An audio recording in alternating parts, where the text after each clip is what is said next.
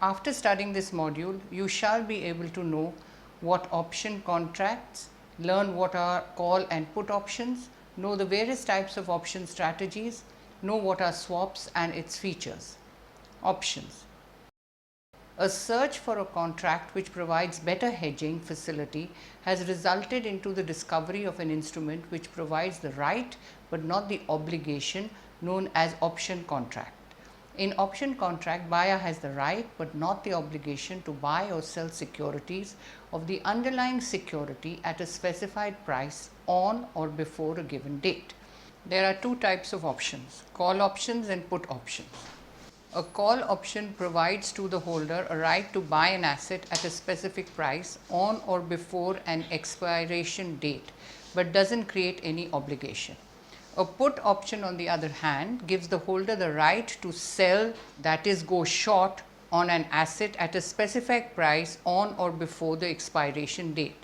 Before we proceed, let's understand certain terminology used in options contract. Underlying security. The stock or asset on which an option contract is based is called as the underlying security. Options are called as derivative securities because their value is derived from the value of the underlying security. For example, stock options have a unit of trade of 100 shares. That is, one option contract represents the right to buy or sell 100 shares of the underlying stock.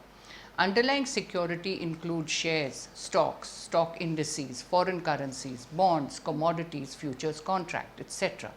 Strike price. The strike price or exercise price is that price of underlying at which the shares of a stock can be bought or sold by the holder or buyer of the option contract if he exercises his right against a writer or seller of the option. Premium is the price which buyer pays to the seller of the option for availing the right. It is non-refundable, one time, which is out of pocket expense of entering into the option contract. In the money.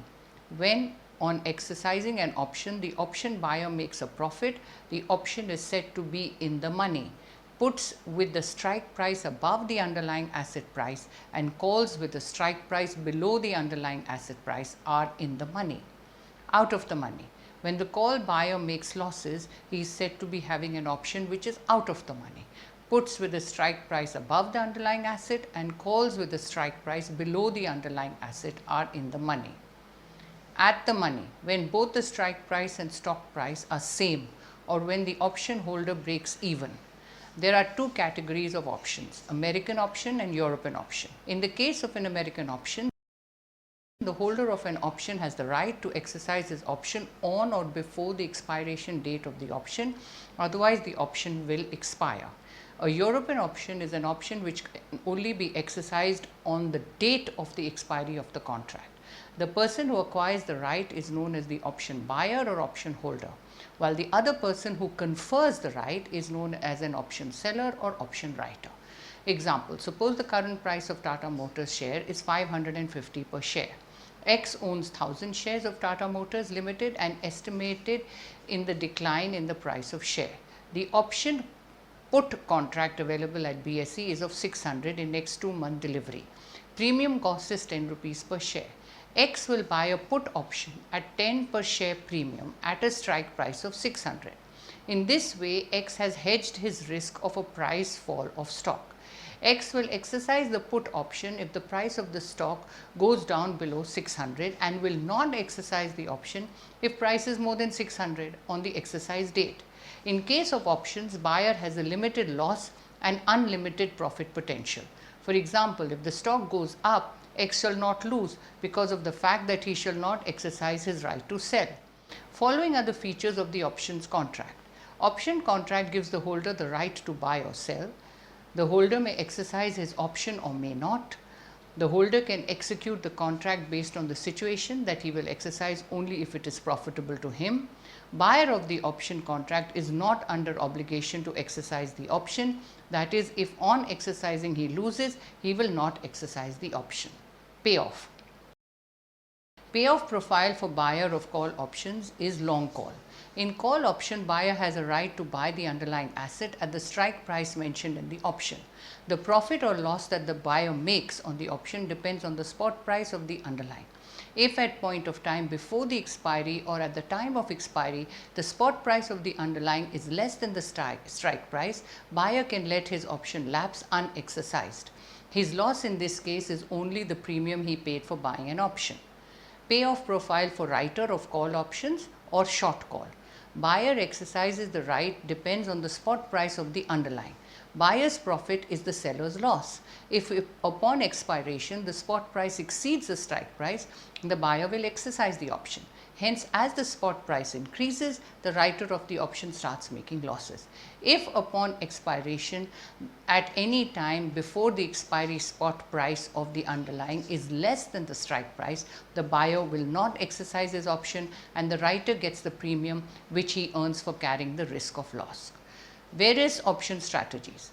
Option strategies are covered call, protective put, straddle and strangle. Protective put. This is one of the important hedging instruments available resulting from buying the underlying asset and buying put option. A protective put strategy has a very similar payoff profile to the long call. The maximum loss is limited to the premium paid and can have unlimited profit potential. Protective puts are ideal for investors who are concerned about stock market fluctuation and are risk averse. So, in case of market going down, the value of the put options that the trader holds will increase and the value of the stock will go down.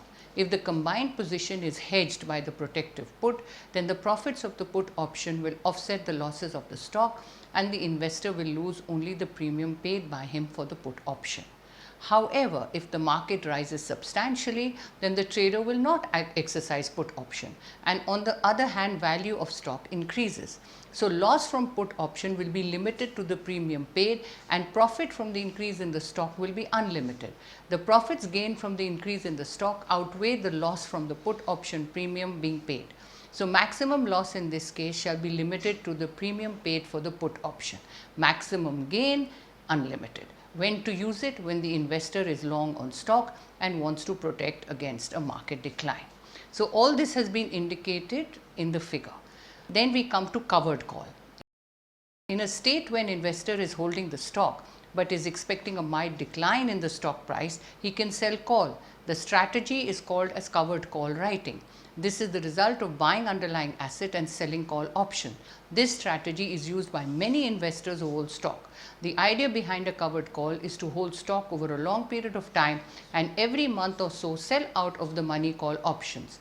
Even though the payoff shows an unlimited loss potential, we must consider this type of strategy when investors have bought the stock long ago and hence the call option strike price may be a long way from the purchase price of the stock. For example, we hold Tata Steel last year at 925, today it is trading at 940. We might decide selling 945 call option. Even if the market falls temporarily, it will have to wait to start seeing losses on the underlying. Meanwhile, the call option expires worthless and we earn the premium received from the spread. Maximum loss is unlimited on the downside. Maximum gain is limited to the premium received from the sold call option. When are we to use it? When we own the underlying stock or futures contract and wish to lock in profits. This also is indicated in the figure. Straddle.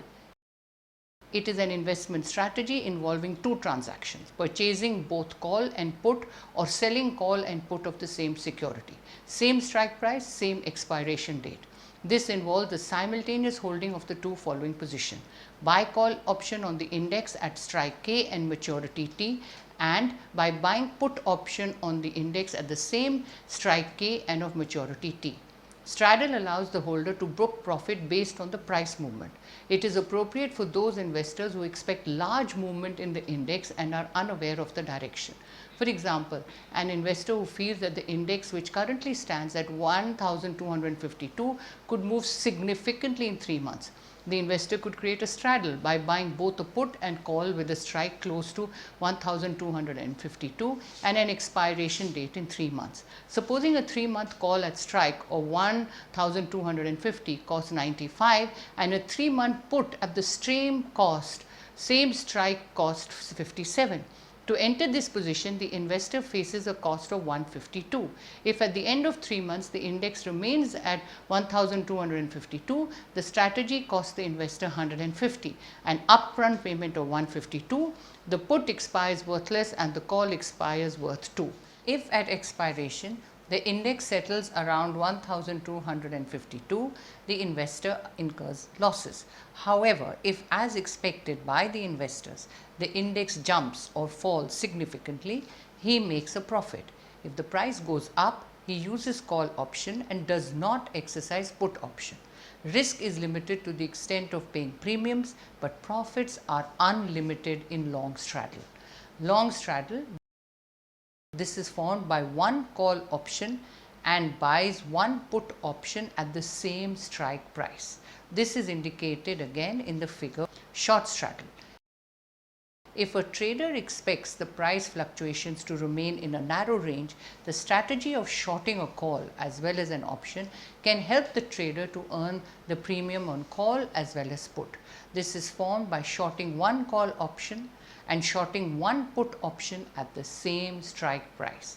The diagram of short straddle is indicated. Strangle. A strangle is an option strategy similar to a straddle, but with different strike prices on the call and put options. Investor may go for long strangle if he thinks the underlying security is volatile with an upward bias. The trader in the example above might enter into a strangle if he believes that X, Y, Z's financial results will probably be positive, but he is not certain and still wants to hedge some of the risk of a negative result and is willing to pay for this privilege. So, the diagram of a long strangle is again indicated. Swap. A swap is an agreement wherein one asset is exchanged in future with another, or exchange of a stream of payments for another. A swap is a private agreement between two parties where both parties are forced to share some specified cash flows at regular intervals over a period of time, but want a different stream of flows. Swap contract usually involves several futures exchange cash flows. The cash flows of a swap can be determined in advance or customized for each settlement with reference to a specific market interest rate such as LIBOR, which is the London Interbank Offer Rate, or MIBOR, which is the Mumbai Interbank Offer Rate. At the time of settlement, a difference is to be paid by the party who is obligated to pay more at the settlement. Terminology of swap agreement. Two parties are involved in a swap deal. For example, if an interest rate swap, the first party could be fixed rate payer or receiver, and the second party could be a floating rate receiver or a payer. Then we have swap banks facilitator. Swap facilitators are referred to as swap banks. There are two kinds of swap facilitators: swap broker, swap dealer. Swap broker acts as an intermediary who charges the commission, identifies the potential counterparties in a swap deal. Swap dealer, also known as market maker, associates himself with the swap deal and often involved as a financial intermediary for earning a profit. Notional principal. The amount on which swap deal takes place is the notional principal. This amount is notional as it does not get changed. For example, in interest rate swap, only interest rate gets exchanged, which is based on notional principal. Trade date. Commencement of swap deal is the trade date. Effective date. It is also known as value date. This is the date when the initial cash flows in a swap contract begin, that is, initial fixed and floating payments for interest rate swaps. The maturity of a swap contract is calculated from this date. Reset date. Reset date is the date on which the interest rate, LIBOR or MIBOR rate is determined. The first reset date will be 2 days before the first payment date, and the second reset date will be 2 days before the second payment date, and so on. Maturity date. Date of maturity on which the outstanding cash flows stop in the swap contract is referred to as the maturity date. Swap. Swap is the form of derivative contract by two parties in order to take advantage of fluctuations in the market. It can be currency or interest rate swap. The following are the important features of a swap. Another form of forward contract, two parties. Swap is executed between two parties with equal and opposite needs. Credit advantage: borrowers enjoying credit advantage in floating rate will enter into a swap agreement to exchange with the borrowers enjoying a comparative advantage in fixed interest rate. Flexibility: in short term, market and lenders have the flexibility to adjust the floating interest rate, which is the short term rate, according to the conditions prevailing in the market as well as the current financial position of the borrower.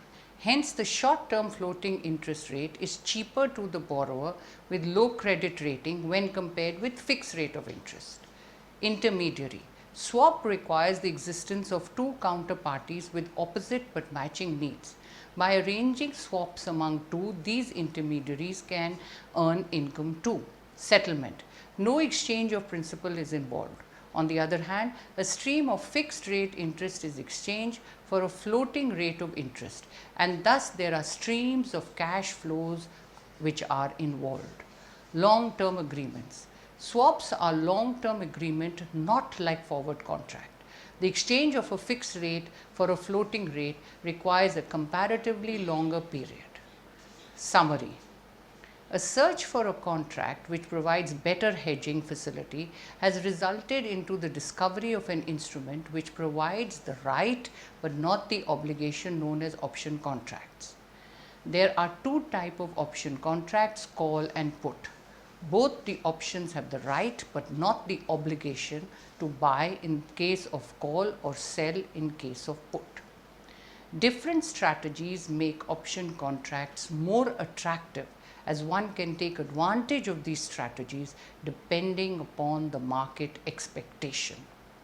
Swap is an agreement wherein one asset is exchanged in future with another, or exchange of a stream of payments for another.